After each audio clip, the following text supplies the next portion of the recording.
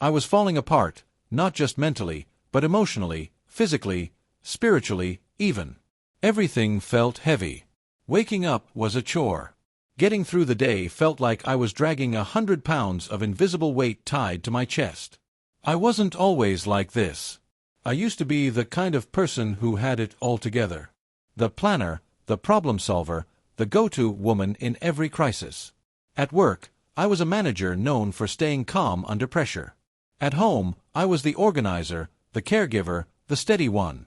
My husband Jake and I had been married for 7 years, and while we had our ups and downs, we were solid. But then everything started to unravel, slowly at first, and then all at once. It started with my miscarriage. It was our second baby. We hadn't even told anyone yet. I was 11 weeks along. One morning, I woke up bleeding and just knew. The hospital confirmed it. I don't remember much of that day, just white lights, the smell of antiseptic, and Jake holding my hand, trying not to cry. Everyone told me things like, "It happens, you'll try again, at least you have one child already," all well-meaning but hollow. I felt empty in a way I didn't know how to describe. Then, just 3 weeks later, my mom, my best friend, my cheerleader, died in her sleep. No warning. No goodbye. That's when I really broke. I couldn't process both losses at once. I went numb. I stopped returning calls. I barely ate. I'd drop our daughter off at preschool, come home, crawl into bed, and stare at the ceiling until it was time to pick her up again. I felt like I was underwater. Like I was screaming and no one could hear me. Jake tried. He really did. But he's not the emotionally expressive type. He works in IT, a fixer, a thinker. He'd quietly do the laundry, make dinner, handle the bills. But I could feel the space growing between us. I hated myself for it. I remember one night clearly. I was lying on the couch, unshowered, staring blankly at the TV. Jake sat beside me, handed me a cup of tea, and softly said, "I miss you." I couldn't even respond. I just nodded and looked away. 2 days later, something strange happened. My sister-in-law called me and said, "So, Jake reached out to me today.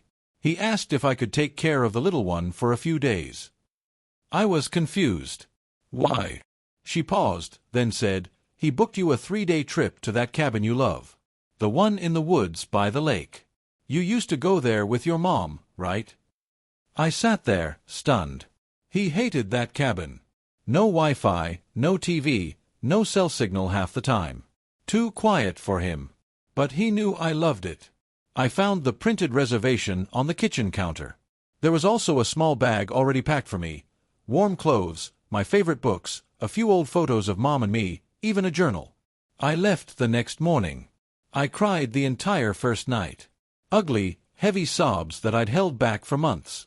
The kind of crying that exhausts you to your bones. The second day, I wrote in the journal. I wrote letters to my unborn baby, to my mom, to myself. On the third morning, I sat by the lake and just breathed.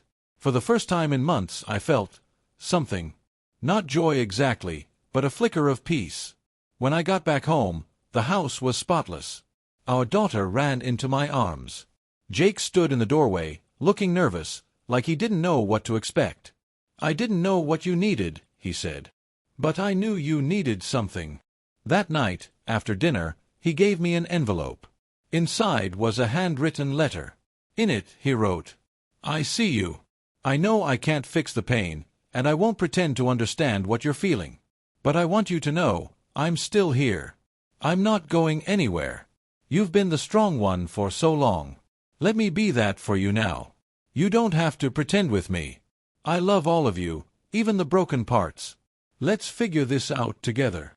I didn't realize how much I needed to hear those words until I did. I broke down, but this time in his arms. And for the first time in a long while, I let him hold me, all of me. The next week, I started therapy. He came with me to the first session. Not to fix me, but to support me.